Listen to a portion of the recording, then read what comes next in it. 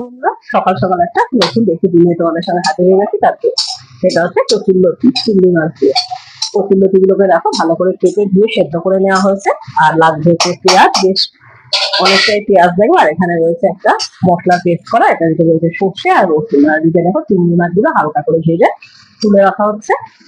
কড়াইয়ের ভিতরে বেশ কিছুটা সর্ষের তেল আবার দিয়ে দেওয়া হয়েছে। এবার একটা শুকনো লঙ্কা আর কিছুটা জিরে ফোড়ন দিয়ে দিলাম।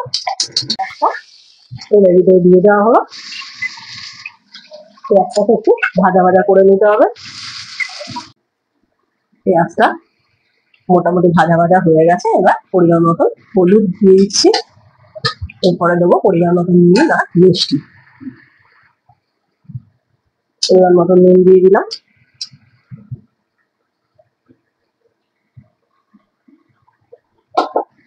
একটু মিষ্টি, তোমরা চাইলে মিষ্টি নাও দিতে পারো যদি পছন্দ না করো।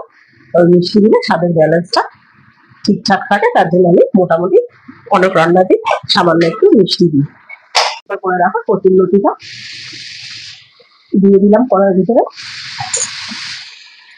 দিয়ে দেখো একটুখানি ভাজা ভাজা করে নিতে হবে। ভেজে রাখা চিংড়ি মাছটা কচুরলতির সাথে মিক্স করে দেওয়া হলো।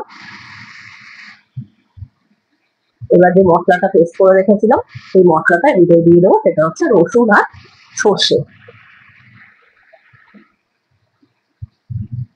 দিয়ে মশলার সঙ্গে ভালো করে কচুরলতিটাকে কষিয়ে নিতে হবে। আর দিতে হবে লঙ্কা। তোমরা চাইলে কাঁচা লঙ্কাও দিতে পারো, আবার শুকনো লঙ্কাও দিতে পারো। কাঁচা লঙ্কা পেস্ট দিয়ে দিচ্ছি। আমরা বেশি তরকারি কাঁচা লঙ্কা পেস্ট দিয়ে খাই।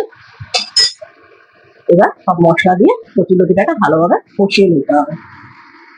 দিচ্ছি কিছুক্ষণ বাদে। আমার রান্না কমপ্লিট হয়ে গেছে। এবার নামানোর আগে ওপর থেকে একটুখানি কাঁচা তেল দিয়ে দিচ্ছি, তাহলে এটা ফ্লেভারটা আরো অনেক বেশি সুন্দর হয়। যেহেতু সর্ষে দিয়েছি, সর্ষে যে কোনো রান্নাতে একটু ওপর থেকে কাঁচা তেল দিলে রান্নার টেস্ট অনেক বেশি বদলে দেয়। আমার এই কচুরলতি রেসিপিটা তোমাদের কেমন লাগলো কমেন্ট করে জানিয়ে তো জানিয়ে দিও।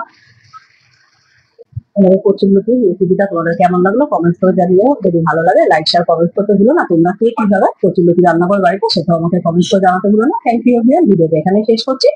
আবার নতুন একটা ভিডিও তোমাদের সঙ্গে হাজির হবো। ততদিন গুড বাই। তোমরা সবাই ভালো থেকো।